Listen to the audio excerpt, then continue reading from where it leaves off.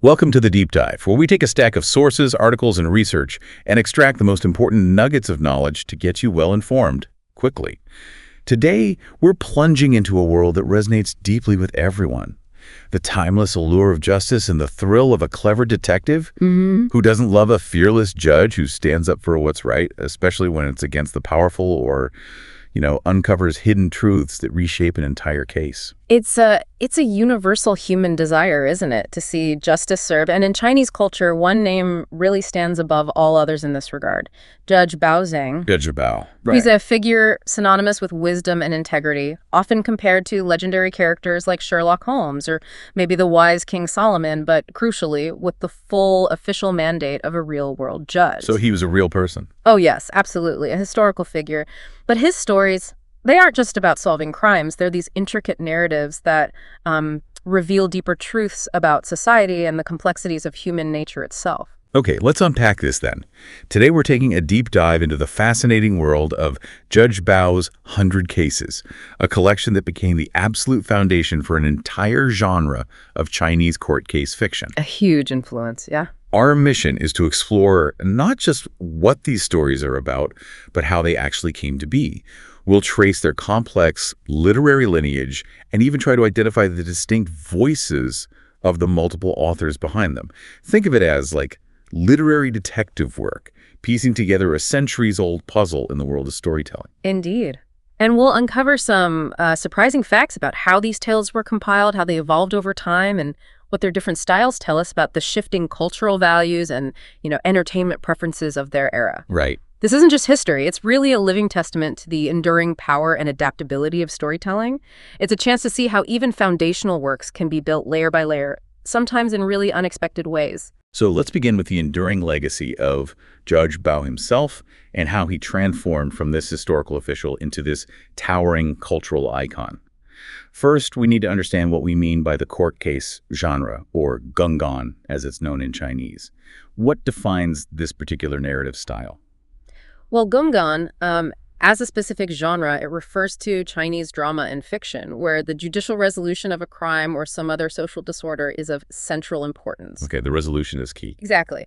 While the term can be, broadly applied to any narrative that ends with a judicial solution, its critical definition narrows it down to works where the process of justice is the core focus. Got it. This style was prevalent in Yuan and early Ming Northern drama, early vernacular stories. We're talking pre-1450, and certainly certain kinds of Ming and Qing fiction. But what's crucial to note, really, is that the vast majority of court case plays almost universally feature Judge Bao Zheng, who is based on a real Northern Song official of the same name. And his persona is really what makes him stand out, isn't it? Right. He's so much more than just a judge. What specifically about Bao's persona, beyond just his fearlessness, resonated so deeply with people and transformed him into this cultural icon? That's a great question. Judge Bao is consistently portrayed as a model of a fearless official, an astute detective, and a truly wise judge. All those things. But what truly elevates his status, I think, is his courage and ingenuity, especially when he's confronting politically powerful malefactors. Oh, okay. Speaking truth to power. Exactly. This often includes members of the imperial family, even leading to direct clashes with the emperor himself. This establishes his unique moral authority and makes him such a compelling figure. He dares to challenge even the highest echelons of power. It's not just that he solves crimes, but who he stands up against and for whom, for the common person. That fearless spirit really shines through. Now, speaking of the early manifestations of these narratives, recent discoveries have shed a lot of light on how these stories developed, right? Yeah. What did researchers find, and how did it change our understanding? Yeah, about a decade before this source was published in 1967, there was a really significant find in a 15th century tomb. A tomb discovery, wow. Yeah. It contained a play and no fewer than 16 chantifables, or chua. And here's the kicker. 8 of those chantifables specifically feature Judge Bao. Half of them. Half of them, yeah. These chantifables are a narrative form that blends 7-syllable verse with short prose passages, sometimes even incorporating 10-syllable lines. They really reflect the oral genres of the time, often existed in illustrated editions for reading, and shared distinct linguistic elements, hinting at their popular sort of performative origins. So even back then, Judge Bao was already kind of a big deal, and these chantifables were a key way his stories got around. Precisely. These chantifables began to form a true cycle around Bao. One, for instance, is an account of his enfance, that's tracing his story from birth through boyhood right up to his very first official appointment. His origin story, basically. Exactly, and others would list his exploits as if they were already this well-known corpus of tales. What's fascinating here is how early these stories coalesced into a narrative arc for him, long before the major collections we know today. It really shows the incredible organic growth of a folk hero. It's clear that this growing popularity paved the way for the 100 Cases. How did this collection come about, and what impact did it have on the literary landscape back then? Indeed. It's hardly surprising, really, that an enterprising writer, probably in the latter half of the 16th century, thought, hey, let's compile a Judge Bao collection based on these chantifables and other existing sources. Makes sense commercially. Totally. This work, titled The 100 Cases of the Lok Chumteavs Bao, was the apparent cause of a small publishing boom in court case fiction during the 2 or 3 decades spanning the year 1600. A boom. And like any good boom, I bet it led to a lot of, shall we say, inspired works. Was it a bit of a free-for-all in terms of originality? Oh, absolutely. A spate of imitations appeared, often classified according to the specific type of crime, murder cases, theft cases, and they cribbed shamelessly from their predecessors. It was a very competitive literary landscape. Sounds familiar. Doesn't it? However, this boom died as suddenly as it had started. The court case fiction of the Middle and Late Qing periods evolved into something quite different. Longer, more loosely structured narratives dominated by heroic adventures rather than purely legal matters. It shows how quickly popular tastes could shift. So the 100 Cases really stands out as a pioneer, then defining a moment in the genre. How did its style contrast with what came later? It truly does. It was written in a fairly vernacular style, making use of narratorial comments, even though it didn't have formal prologues like some other works. More accessible, maybe? Exactly. This contrasts sharply with later collections, which gradually moved away from vernacular storytelling towards a more classical fiction style, insisting on providing strict legal documents like charges and sentences, and often avoiding the high politics legacy, the emperor clashing stuff, that the drama and chantifables had established for Judge Bao. Interesting shift. Yeah. If we connect this to the bigger picture, you can see a genre trying to find its footing, experimenting with what resonated most with readers and how it wanted to define itself. It's a fascinating look at how literary forms evolve to meet demand, or maybe shape it. Now let's get to the really juicy part of this deep dive, unmasking the voices behind the cases. This collection, the 100 Cases, it wasn't just a single author's work, was it? When you encountered this evidence, how did you even begin to suspect there were multiple hands at work? What was the initial clue? It certainly wasn't a single hand, no. And the initial clues were actually quite subtle, but revealing. The collection exists in 2 rare editions, one published in Hangzhou in 1594, and another, a fragment from Nanking in 1597. The 1594 edition, published by a guy named Zhu Renzhai, is the primary source for this analysis. Its full title is quite a mouthful. Newly published simple language version in a capital edition with illustrations added. Catchy. Right. But here's the critical part. The first 29 stories in this edition actually carry the words zengbu, meaning added, before their titles. Added? Why would they be marked added? Exactly. That added detail immediately raised questions for scholars. Why label them added if they were integral? It was a first hint something wasn't quite straightforward. So that added label was the first crack in the facade. Precisely. And a careful stylistic and linguistic analysis reveals that those first 29 stories, not 30, as the title implies, probably a mistake there, but 29 are by a completely different author than the remaining 71. A different author entirely. Entirely. It seems the editor, perhaps this An Yushi, who is attributed as the compiler of the 1594 edition, knew exactly what he was doing by labeling them added. The 30th story being labeled added was likely just a copyist's error, or maybe even a deliberate misdirection, who knows? So we're not just talking about 2 authors, but 3. Because you said the other 71 weren't all the same either. That's a significant complexity for a single work. Even more complex. You're right. When you analyze stories 30 through 100, the evidence points to 2 distinct authors within that segment as well. Wow. Stories roughly from the middle of the collection, say 41, 71, are by one author, and stories from earlier and later in that section, like 30, 40, and then 72, 100, are by another. So one author's work got sandwiched inside the others. Exactly. This means there were two primary authors, one responsible for 31 stories, let's call him B, and the other for 40, author A. And the work of author B was actually inserted right into the middle of author A's work. This revelation about multiple authors fundamentally changes how we view the collection. It's almost like discovering a classic novel was a secret collaborative effort. So let's call the author of the 29 added stories, who is clearly the latest, author C. Makes sense. The author of the original 40 stories we'll call author A. Right. And the author of the 31 stories inserted into A's work will be author B. A, B, and C. Got it. And it's highly probable that Anyushi, the attributed compiler, was indeed author C. But how do we know this for sure? What's the concrete evidence that there were three distinct voices? It really comes down to what we call stylometric evidence, essentially, linguistic fingerprints. You compare items that occur in similar stylistic contexts across the different story blocks. Like word choice. Exactly. For instance, if you look at the specific words used for said and thought when introducing direct speech or internal monologue, you see clear patterns. Certain words for thought, like kundao, appear exclusively in stories 4165, part of B's block.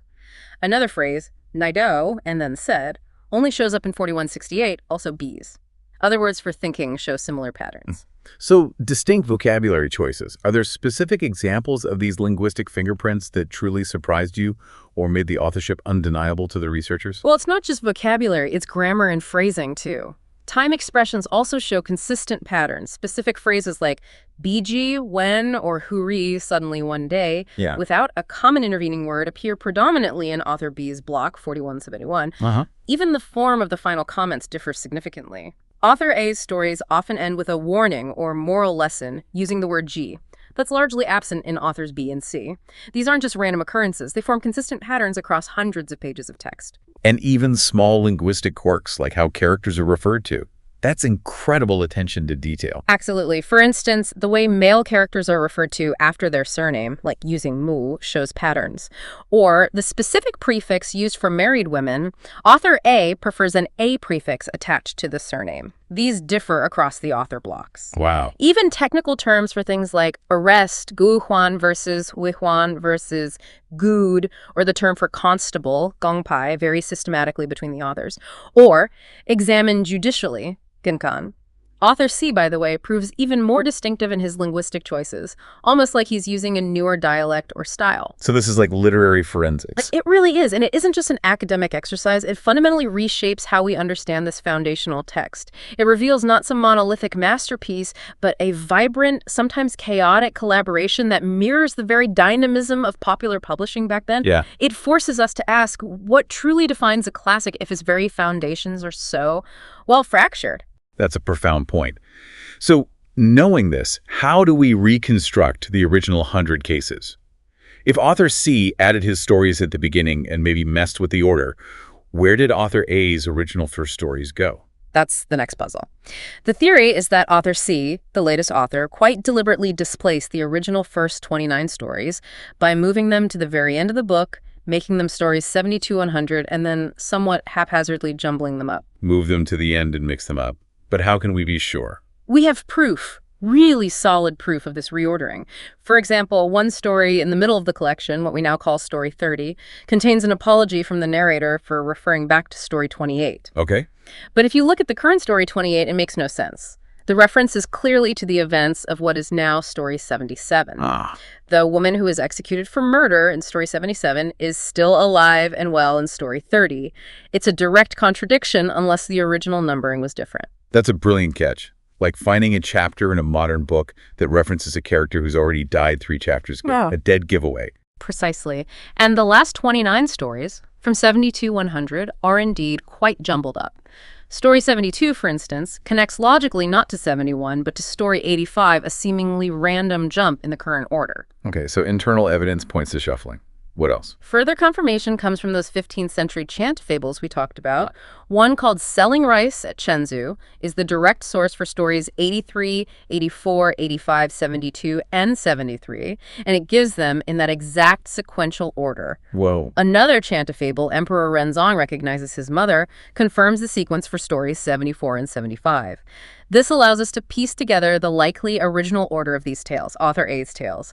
What you read as story 77 today might have originally been story 28. So we can basically reconstruct what the collection looked like before author C got his hands on it, what was the probable original beginning, what was story number 1. The probable original order, using the story's present numbers, seems to have been story 86, then a linked sequence 79-85, followed by 72-75, then 87-100, and finally 76-78.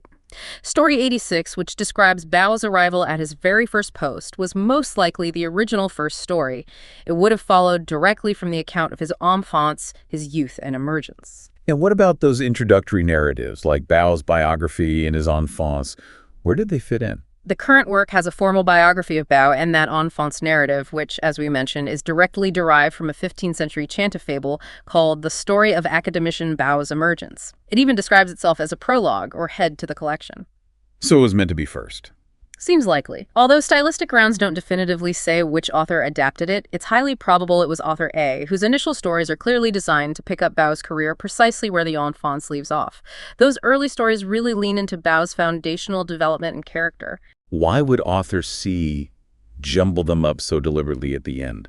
Was it just carelessness, sloppy editing, or something more strategic? It was likely more than simple carelessness.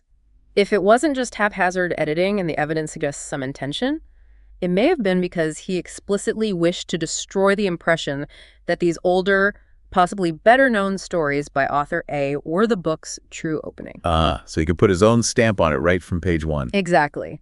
Effectively asserting his own beginning as the new definitive introduction.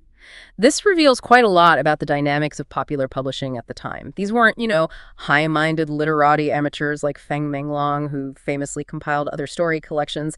These were journeyman writers working for popular publishing houses. Trying to make a living, sell books. Right.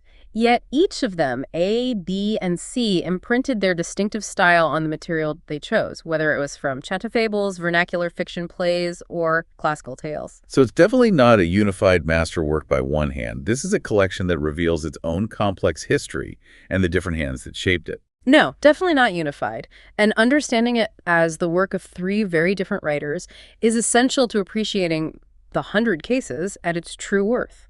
When you distinguish them, authors A and B actually appear much better, much more skilled than if you were forced to generalize about the collection as a whole. And author C. And author C, frankly, appears a good deal worse in comparison. This raises that important question again. What does it mean for the integrity of a collection when its very foundation is a patchwork of different hands, and some are, well, less skilled than others?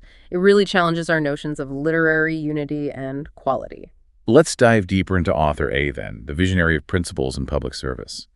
What was his primary focus for Judge Bao? What made his portrayal so significant for the character's lasting legacy? Author A's stories, especially those original opening ones, prominently illustrate Bao's principles of government and his core character. They're deeply rooted in that old Confucian notion that civil and even natural disorder ultimately stems from the ruler's failure to order his own palace, his own house. Disorder starts at the top. That's the idea. Bao's actions in these stories are a direct embodiment of this ideal.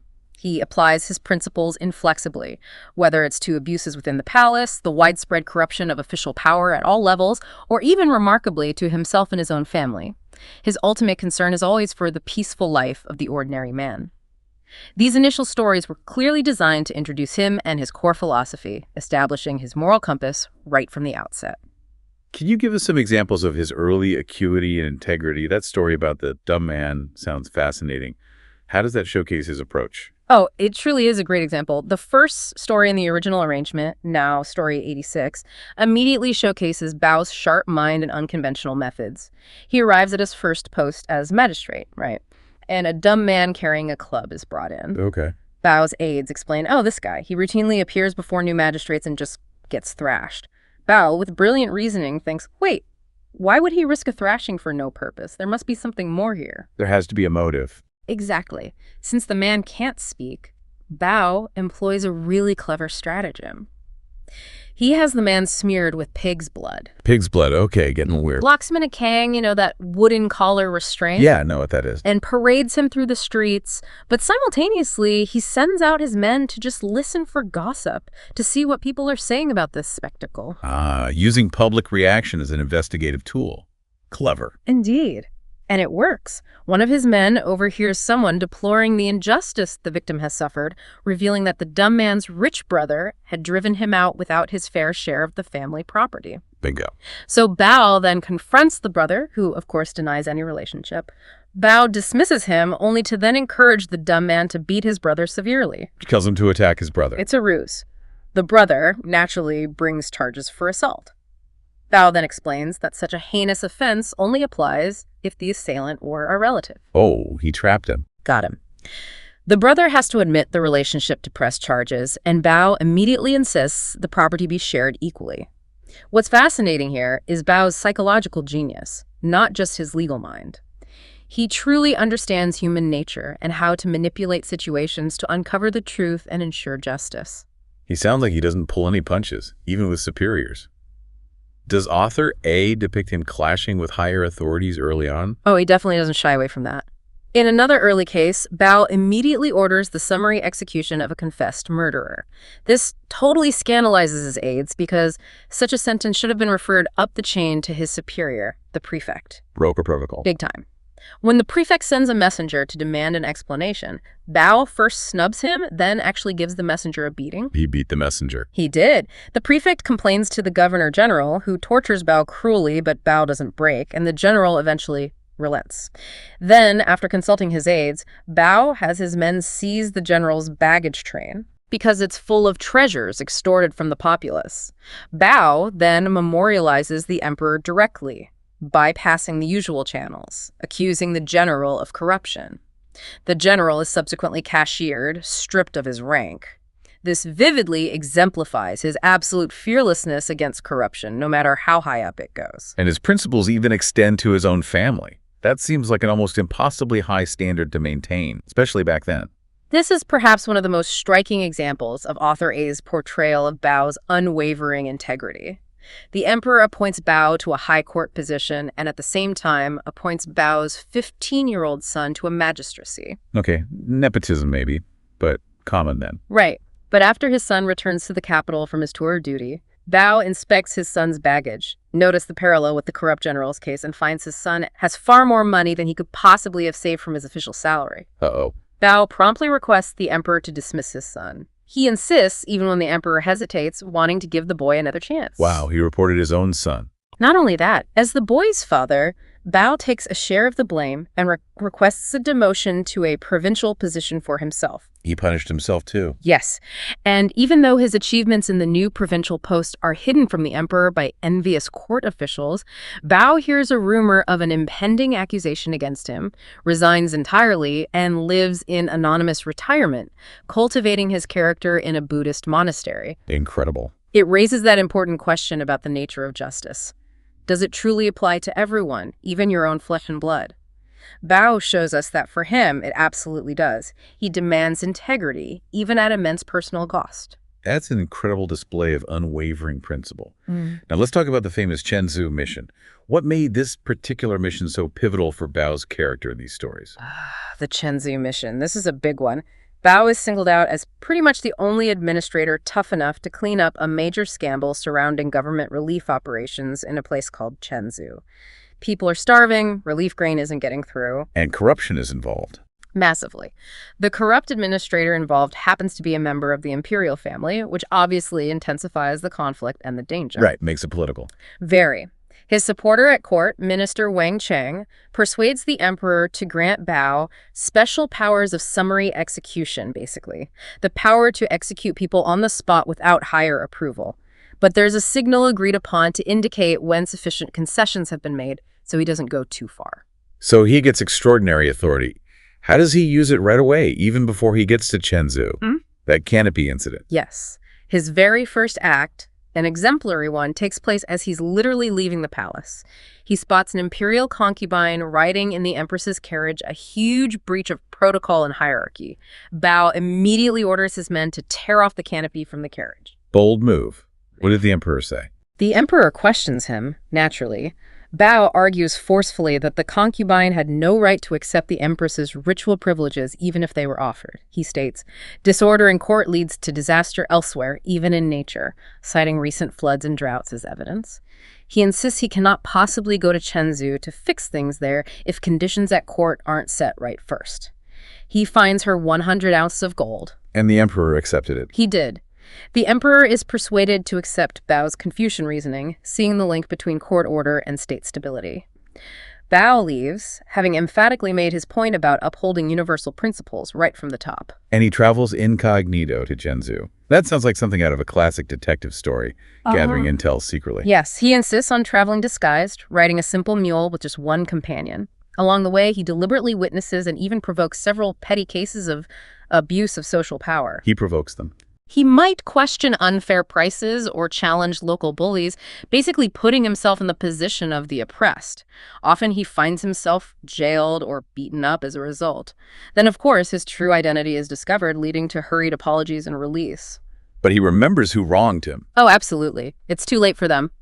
Bao has registered the injustices firsthand, and he takes unrelenting revenge when he officially arrives. The true humor and satisfaction in these stories lies in that turning of the tables and Bao's grim sense of humor about it all. So what happens when he finally gets to Chenzhou? When he finally arrives at Chenzhou, still in disguise, he bypasses the officials waiting to greet him. He goes straight to the government granary, samples the grain high in price, terrible quality, and literally blows it in the officials' faces. Okay. He gets seized, hung up, but eventually released. Then he does the same thing at the government wine monopoly, criticizes their practices, and lands himself in jail again. Only then do the perturbed local officials finally recognize him. And what's the outcome for the imperial relative who caused all this chaos and suffering? Once he formally ascends his tribunal, Bao lectures the prince and the other responsible officials, laying out their crimes. Then he sentences them all to death, using those special powers granted by the emperor. These chapters, concluding his Chenzhou mission, powerfully demonstrate his humanity, his profound sympathy for the socially oppressed, and his absolutely implacable concern for justice. He holds everyone, regardless of rank, to the exact same standard. Moving to another iconic story. The Emperor's Mother is a tale of high drama and even, as you said, irreverence. Tell us about that, especially Bao's role in a story that seems almost too audacious for its time, challenging the emperor's parentage. This is a truly magnificent piece of fiction, covered in stories 74 and 75 in the current collection. While returning to the capital from another mission, Bao stumbles upon a case where he discovers that the emperor's supposed mother, the Empress Dowager Lu, is an imposter. An imposter. Yes. And the real mother is living in penury and filth in a remote village. Now, this story has a basis in song history. It's not pure fiction, and was the subject of an early Ming play and a 15th century chantafable, which served as author A's source. Okay, so based on something real but dramatized, how does Bao find her? When the rank-smelling old woman, who is nearly blind, clamors to see Bao as his procession passes, his aides are reluctant. She looks like a beggar. But Bao is gentle and kind, sensing something important, and agrees to see her. He immediately recognizes there is a deeper truth here. And she even slaps him. That's a truly shocking detail. How does he react to such an affront from a commoner? Twice. It's incredible. She insists on feeling his head. Bao apparently had a distinctive dark crescent mark on his forehead in legend to confirm his identity before she'll even speak. And then slaps him. Bao's aides blanch, they're horrified, but he doesn't reprove her at all. He just takes it. He does. Alone with him, she recounts this harrowing tale. She was a Taoist nun whom Emperor Zhenzong took as a concubine. She bore him a son, but another concubine, Lu, simultaneously bore a daughter. The babies were switched by the eunuch Guo Huai, she was imprisoned, and anyone who protested was strangled. Her son eventually became Crown Prince Renzong, and a general amnesty allowed her to leave the palace and eke out a living. Now she wants Bao to get Emperor Renzong to recognize her as his true mother. This sounds like it leads to a huge confrontation at court. How does Bao, the humble official, manage to force an emperor to face such an uncomfortable, dynasty-shaking truth? It absolutely does. Bao first, very shrewdly, secures the emperor's promise of forgiveness for anything he might say, no matter how offensive. Smart move. Very. After confirming, via the emperor's birthmarks, which the real mother described, that he is indeed the old woman's son, Bao accuses him point blank of being a robber chief. A robber. Yes. He challenges why the emperor would ignore his real mother's suffering and poverty while honoring an impostor. When the emperor angrily asserts that Empress Lu is his real mother, Bao flatly denies it.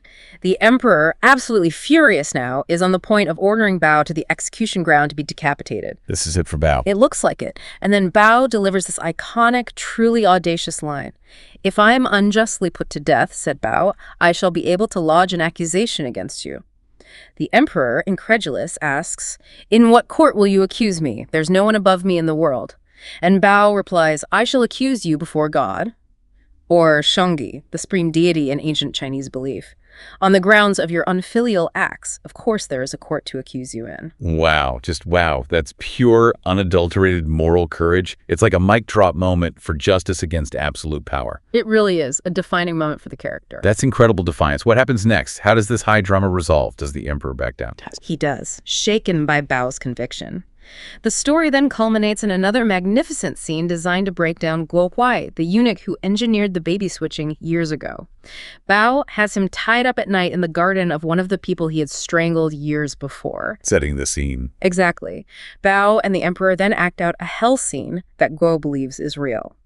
The emperor plays Yama, the king of hell, and Bao plays one of his judges. They stage this whole terrifying judgment. When Guo is told he can have another 6 years of life if he tells the truth about the birth, he confesses everything. A confession obtained through psychological theater. Precisely. The story concludes with a tearful reunion scene between mother and son, Emperor Renzong, and his real mother, Li, and the false mother, Empress Dowager Lu. She is granted the favor of strangulation in her own quarters, a quiet, face-saving execution. These emperor-challenging stories really highlight a certain spirit, don't they? How did such narratives, especially circulating in popular entertainment like Chant-of-Fables, influence the perception of imperial power and justice among the common people? They absolutely do. It's very significant that these narratives which challenge the emperor or his inner circle are all derived from Chant-of-Fables, suggesting a strong link to oral literature, to stories told and retold among the people. Right. We see similar elements, that same spirit, in the classic novel Shui Hu's Wan, Water Margin, which are likely traceable to the same origin. A certain bold irreverence toward authority was a common feature of oral literature, dating back as early as the poetry classic. So people enjoyed stories where the little guy, or at least the righteous official, stood up to the top. Definitely. In fact, there were occasional ordinances during the Yuan and early Ming periods that actually tried to ban Chant-of-Fables and restrict drama, partly as a reaction to this very irreverence. They saw it as potentially subversive. Trying to control the narrative. Exactly. This is a key insight into how popular entertainment could and often did challenge the established order, even when it came to the emperor himself. It allowed common people to imagine justice prevailing, even beyond the confines of the earthly court, appealing to a higher moral authority embodied by Bao. So after these powerful foundational stories establishing Bao's character and fearlessness, does author A continue with this same chronological focus on Bao's life? Does his style remain consistent in the later stories attributed to him? Not at all, actually. It appears that at this point, after his initial set of maybe 30 or so chapters that formed a narrative arc, author A abandoned his attempt to arrange the stories around a chronological life of Judge Bao, an attempt clearly inspired by those Chant-of-Fables. Okay, so the structure loosens up. Considerably. The arrangement becomes much more haphazard after that. Stories now begin with phrases like, when Judge Bao was prefect of Kaifeng, or sometimes even revert to earlier stages of his career that have, technically, already been covered in the en face or the first post story. Like flashbacks, almost. Sort of. For instance, one story later in A's block, which would have been an early one in the original sequence, reverts to a period when Bao was prefect of Dingzhou. It's based on the northern play, The Ghost of the Pot. And while it captures the gist of the plot, the source notes it retains very little of the play's original comedy. Does author A incorporate more comedy in other stories then? Or does he shift to other tones entirely? Is it all serious justice? No, there is comedy. Some other stories, for example, one involving an ox, have a larger measure of comedy.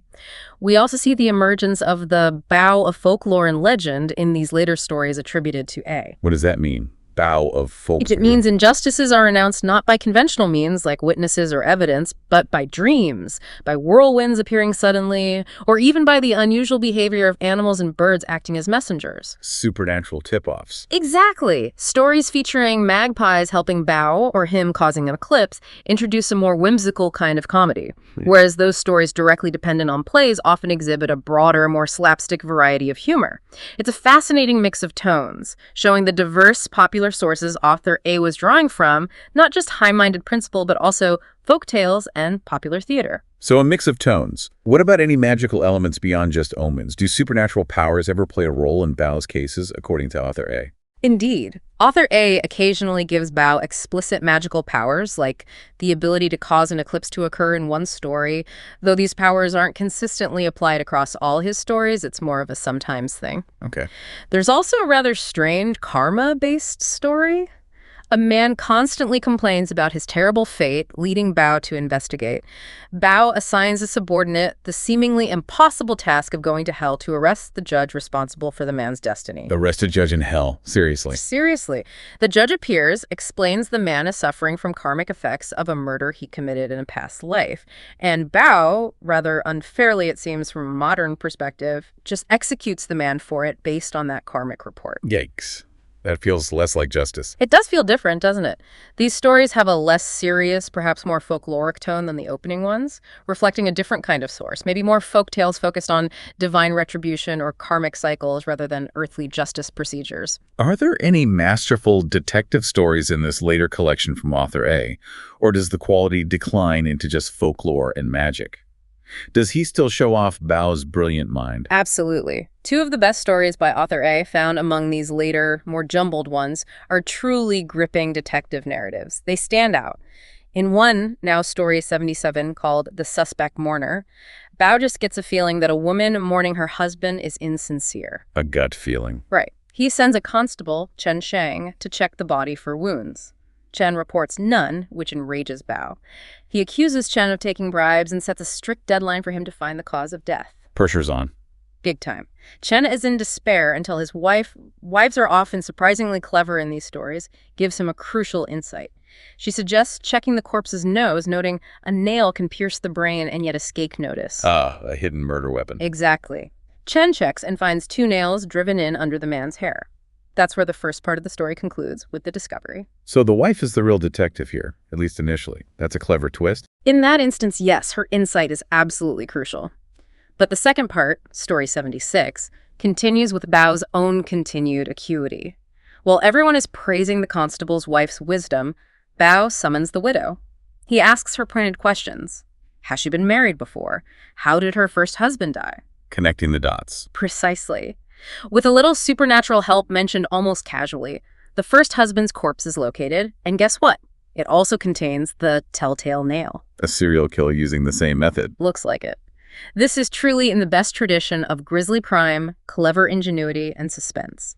It demonstrates Bao's ability to connect seemingly disparate clues across different cases, even using a hunch to start the whole thing. And what about the other later stories from author A? Are they as intricate as that one? The remaining stories attributed to A, specifically the block from 3040, excluding 36, which we'll get to, are generally simpler, often turning on a single ingenious point or trick. In one, Bao again puts pressure on Constable Chen, who once more gets the solution from his wife. The text even notes the anachronism of her appearing again. Self-aware. A little bit.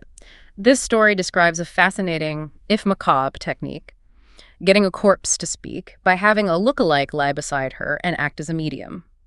Other tales show Bao threatening to thrash local deities if they don't do their duty, or using his powers to save a nest of young magpies. So a mix of cleverness and folklore. Right. While these stories are quite remote from the crusading, principled Bao of the early chapters, they do fill out other aspects of his legendary character, showcasing his resourcefulness and connection to the supernatural or folk beliefs, even in more lighthearted situations. You mentioned one story, number 36, as an exception to this simpler style in that block. Why does it stand out? Story 36 stands out because it's actually much closer to the kind of fiction favored by author B, showing a possible influence, or maybe they drew from a similar type of source for this one. The crime is described with enough detail about the character's motivations to make it genuinely interesting, more psychologically complex. Oh, that's the case about... It also features a clear act of official injustice, where an innocent itinerant Buddhist monk is tortured and forced to confess to a crime he didn't commit. Bao employs a characteristic stratagem, similar to the dumb brother case we discussed earlier. How so? He makes it appear that the monk has been executed for murder and sends out his men to listen to gossip again. Finally, Bao deceives the true murderer into returning the stolen money, using the logic that one man has already paid for the crime with his life, so the real killer will now be safe if he just returns the loot. Tricking him into revealing himself through the money. Exactly. This story, together with the suspect mourner case, stories 76 and 77, is truly one of the best criminal detective stories attributed to author A. More complex, more focused on the investigation. So author A's writing is quite distinct then, setting him apart from what later became the standard for court case fiction. Very much so. His writing is described as far from what came to be regarded as standard court case fiction. And interestingly, only 12 chapters from his work were chosen for Long Tu's Court Cases, which was the most popular anthology of Judge Bao fiction later on. That's a smaller number even than from the obviously inferior work of author C. What do you think that is? Well, his stories have a different structure and even a different social meaning, as the source puts it. For instance, unlike authors B and C, Buddhist monks and nuns play no role as villains in his stories. In fact, when Bao goes into retreat, he goes to a Buddhist temple, suggesting a more positive view. Author A also found a significant place for comedy, ranging from the whimsical, magpies, eclipses, to broader slapstick humor when drawing from plays. Maybe that mix wasn't what later audiences or compilers were looking for. Let's move on to author B, described as the innovator of complex plots and moral ambiguity. What defines his contribution to the collection, and how does his style differ from author A's more principle-driven approach? Author B's work, which is stories 41 through 71 roughly, begins somewhat oddly with an extract from another novel, Pingyao's Huan, which actually leaves Judge Bao completely baffled in the opening story, 41. It's described as an unpromising opening. Not a great start. Not really. Early on, some of his stories show similarities to author A. You see Bao's justice extending to the animal kingdom, stories 45, 46, 47, further imperial missions, 46, 47, and the punishment of high-handed imperial family members, 48, 49, drawn from a Chantafable.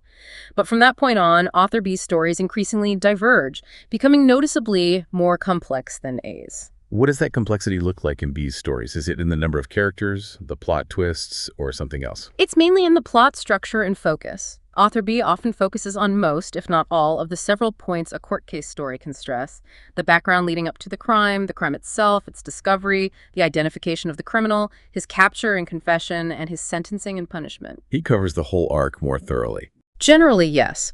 While neither A nor B gave much attention to the details of sentencing and punishment, unlike later authors who really focused on that they differed in how much attention they gave the other parts. Author A would often stress only one or two key points, summarizing the rest. Okay. For instance, author A often began with the discovery of the crime, leaving the criminal's identity unknown until later in many stories. Author B rarely does that. Usually you know who did it or have a strong suspect early on. Conversely, complex plots involving a false conviction, where the wrong person is accused, are found in many more of B's stories, 14 of them, versus only 3 of A's. So B likes the wrongful conviction trope more. Much more. It raises that interesting question for the reader. Is it more compelling to read about the process of discovering an unknown criminal, like in A's stories sometimes, or to witness the unraveling of a carefully constructed deception that has ensnared an innocent person, which B favors? Author B clearly leaned towards the latter, favoring those intricate deceptions and miscarriages of justice. So his narrative style is also distinct from author A, perhaps with more narratorial presence or commentary. Yes, that's another difference. While court case stories generally make a little use of direct narratorial comment, author B is described as a partial exception. He uses things like illustrative couplets, short proverbial statements, and bits of wisdom woven into the narrative more often than A. Okay. Author A, by contrast, was much more restrained in his commentary. And their epilogues differ too. Author A's epilogues often stress the inevitability of punishment by heavenly principle, sometimes using a common formula. Author B, however, is more likely to stress Bao's brilliance in solving the case than the inevitability of punishment. So B focuses more on Bao, the hero detective. Exactly. As a result, his stories have less exemplary force, perhaps. Because if the solution depends entirely on the unique genius of Judge Bao, it's less of a universal warning to potential malefactors out there compared to invoking an inescapable heavenly principle. Does he also touch on karmic themes? Given the focus on heavenly principle in some of these stories, how does karma play into author B's narratives? Does he use it differently than A? He certainly does use karma, but often in a more positive or rewarding way than A's example. Author B is more likely to show the positive actions of the heavenly principle, rewarding good deeds. Like how? In his stories, acts of kindness towards animals or showing charity, especially towards Buddhist priests, often bring concrete rewards later on. Things work out well for the good people. And in his ideal romances, innocent young victims who suffer unjustly are regularly brought back to life. Wow, resurrection. Yeah, we'll get to that. He also features moral heroism, particularly from women like betrothed girls steadfastly refusing to change their commitment despite pressure, or women killing themselves to avoid rape, portrayed as acts of heroic virtue. Interesting. What about the motivations for crime? A's were often greed, right? Primarily greed, yes. For author B, the motivation is frequently lust. Though both authors, interestingly, frequently use traveling merchants and butchers as their stark villains. Huh. Wonder why them specifically. Hard to say for sure, maybe stereotypes at the time. Author B also offers perhaps a more cynical view of society than author A's generally more ordered world. In B's stories, neighbors are often portrayed as cynical or unhelpful, and officials, other than the incorruptible Bao, of course, are often prejudiced, corrupt, or simply incompetent. Bao really stands out against a bleaker background in B's world. You mentioned his preference for the mythical. Can you give us some examples of his more fantastical cases? These sound like they'd be quite a departure from author A's more grounded, principle-focused stories. Oh, author B absolutely had a clear preference for the mythical and supernatural. Stories like the rat spirits, the goldfish spirit, and one involving a great flood with a kind of hometown Noah's Ark saving the virtuous are all his. The rat spirits, whose full title is something like The 5 Rats Throw the Eastern Capital into Turmoil, is a fantastic example. It's described as a comedy of mischief and menace, very similar in tone to the Bao chapters in that other novel, Ping Yao's Wan. A comedy about rats causing chaos in the capital. That sounds wild. How does Judge Bao even begin to handle supernatural pests that can transform into people? It is wild. 5 rat spirits who have the magical ability to transform into doubles of anyone or anything successfully bedevil the family, then the local court, then a higher court, then the emperor, and even the emperor's mother. They impersonate everyone. Yes. As each rat gets into trouble, it summons the next senior brother rat, until all 5 are deployed in various disguises. It leads to a complete stalemate, because you suddenly have 2 figures of authority at each level, issuing contradictory orders, the real person and the rat double. Nobody knows who is who. Total chaos. How does Bao fix it? Special measures are definitely called for. Bao undertakes a spirit journey to the Jade Emperor, the supreme ruler of heaven. He travels to heaven. In spirit form, yes. From the Jade Emperor, he obtains the mythical jade-faced cat, which is described as having golden rays flashing from its eyes. He brings the celestial cat back tucked in his sleeve. A divine cat weapon. Basically, he arranges a judgment in a high tower, brings all the real officials and their rat doubles together, and then releases the jade-faced cat on the imposters. Problem solved. What's fascinating here is the sheer audacity of this tale, blending high fantasy with legal drama, showing Bao's authority extending literally even into the celestial realm. And the goldfish spirit. Does Bao handle that one himself, or does it require even higher intervention?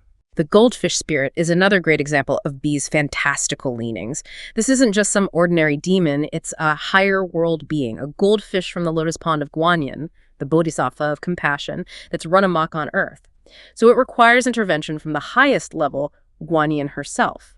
So Bao can't solve this one alone. Not entirely. Illusion is again the source of the comedy and confusion. The goldfish spirit transforms into a perfect double of the household's daughter and elopes with her tutor. The case of the 2 identical girls comes before Judge Bao.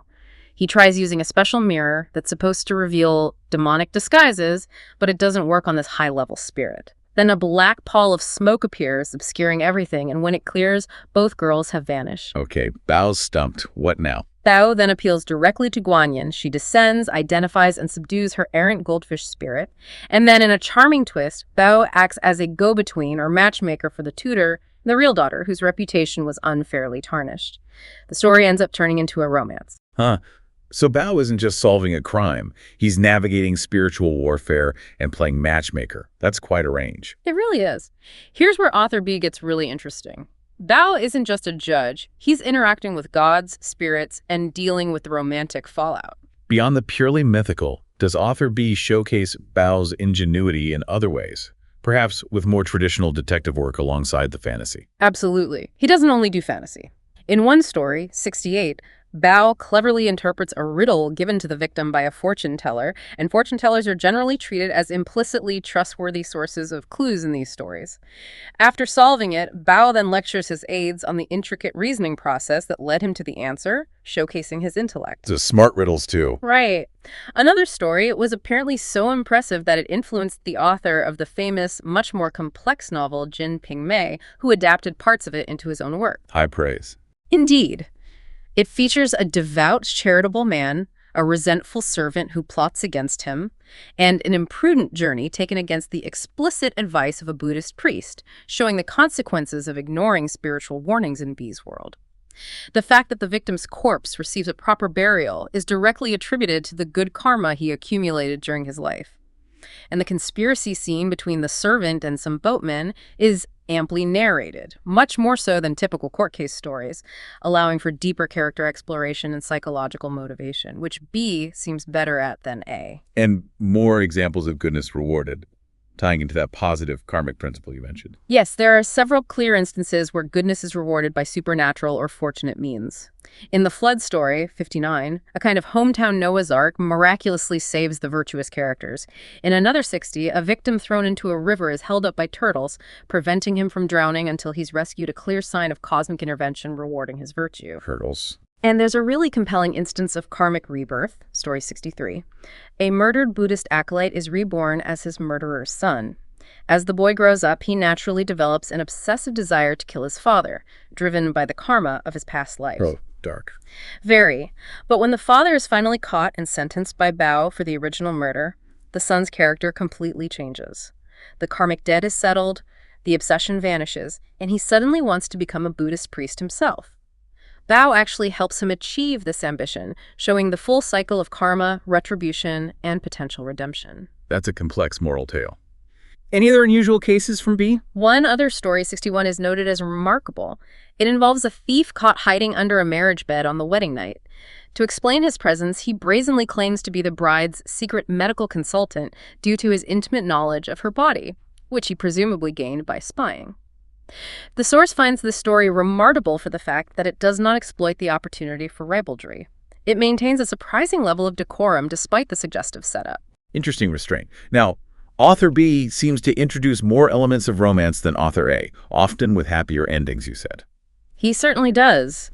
While author A's few romances, like 93, 94, and 99, typically end tragically, author B has only one tragic romance story, 69, but several others that conclude as romantic comedies, ending with marriage, success, and restoration for the young lovers, like 54, 57, 62. Where did he get these romance plots from? These often draw from known literary sources, like the famous Yuan Northern play Lu Ziji, or from classical language tales. Author B tended to stick very close to the text of his sources when adapting them, only adding minor narrator expressions or scene-setting details until Judge Bao makes his appearance to resolve the case. And sometimes he complicates the plot further, even adding supernatural intervention like bringing people back from the dead. That's quite a departure for Judge Bao. How does that work? Yeah. Yes, that's where B really pushes the envelope. In one romance story, 54, the original source might have been simpler, but author B adds a miscarriage of justice element where the hero is wrongly convicted. This compels Bao to intervene against a high official, motivated partly by the basic humanity of a jailer who refused secret orders to kill the innocent victim. Okay, so adding legal drama, but resurrection.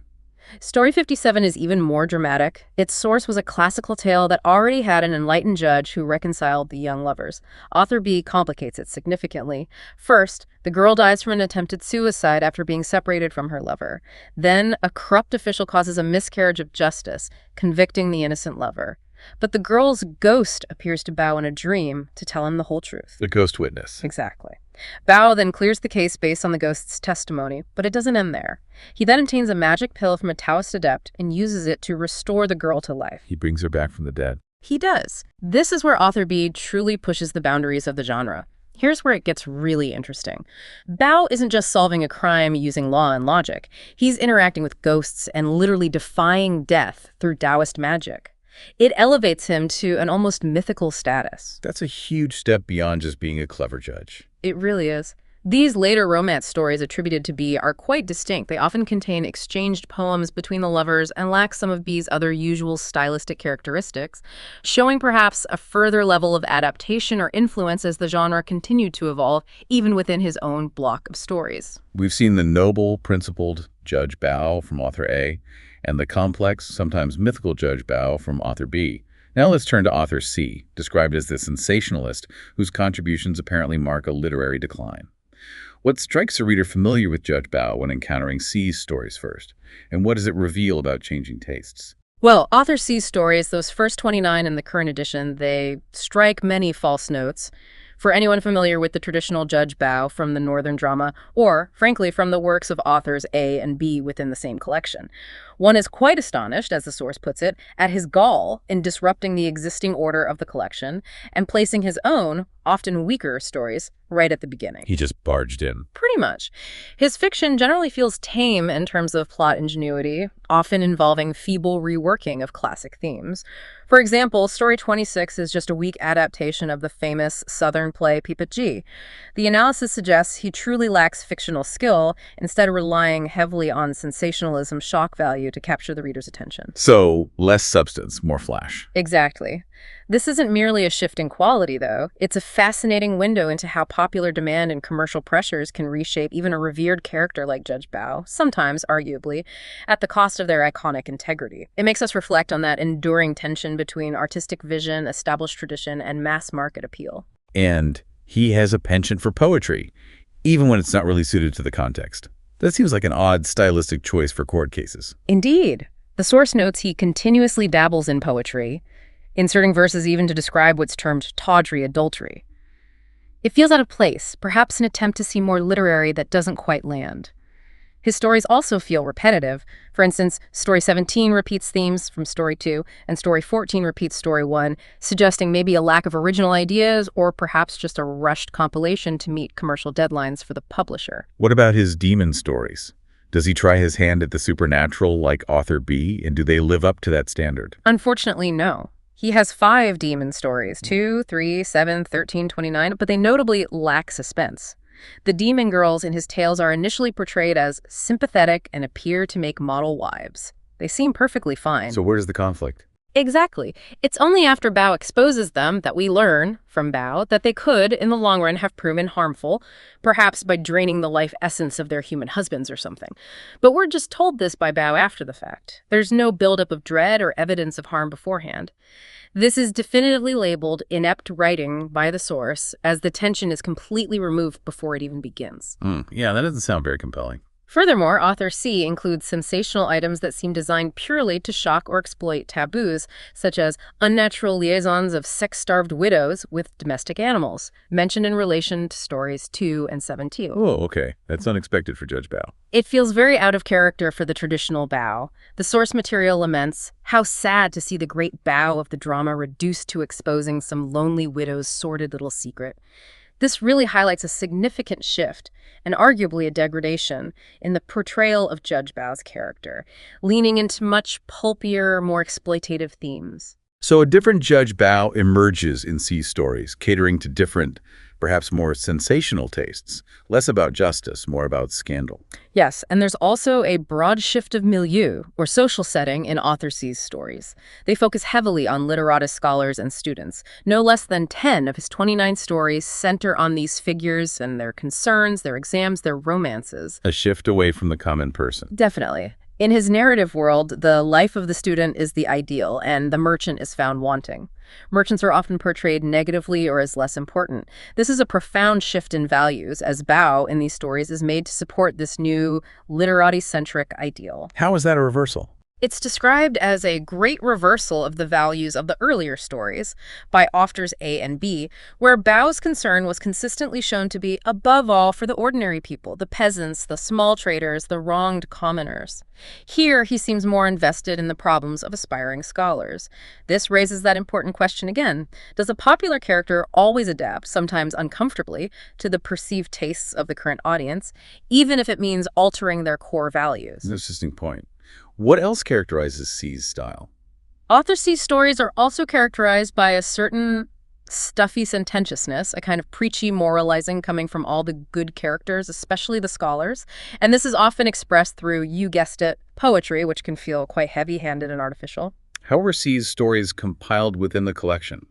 Were the original compositions or adaptations like the others? Did he write them in the order they appear? Interestingly, author C's 29 stories were apparently written in their present order, meaning the sequence 1 through 29 was likely his original compositional sequence. There are small clues, like Bao being consistently referred to only as Bao Gong, Lord Bao, until story 12, after which his personal name, Mao Zheng, is also used occasionally, a small but consistent detail suggesting sequential writing. And his sources, still pulling from older material. Yes. Many of his stories are identified as remakes of early vernacular stories, similar to A and B. Others, however, are adaptations from classical language fiction, often with Bao simply inserted into the plot, even if he wasn't in the original tale at all. Stories like 5, 23, 29. Story 5, for instance, is noted as being a romantic comedy adapted this way. It shows his eclectic, perhaps less discerning approach to sourcing and adapting material. Given all this C's questionable qualities, sensationalism, his departure from Bao's core values, it's intriguing to consider why Long Tu's Court Cases, that popular anthology that came later, favored author B so heavily over the other two. Why B? It's quite clear why, looking back. Long Tu's Court Cases, published likely in the early 17th century, drew heavily from the 100 Cases, including 51 items from it. The compiler of Long Tu's Court Cases heavily favored author B over authors A and C. And the reason? The reason seems simple. Author B's stories generally had stronger, more eventful plots, and a greater sense of narrative drive and complexity, which likely appealed more to a broad audience looking for exciting stories. So, plot trumped principle. It seems so, for that compiler at least.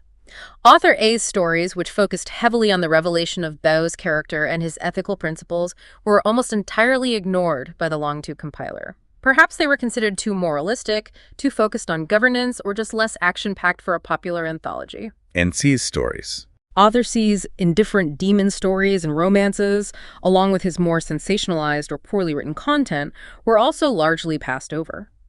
The Long Tu compiler also made minor changes to the stories they did select, like excising poems and narratorial epilogue comments, streamlining them.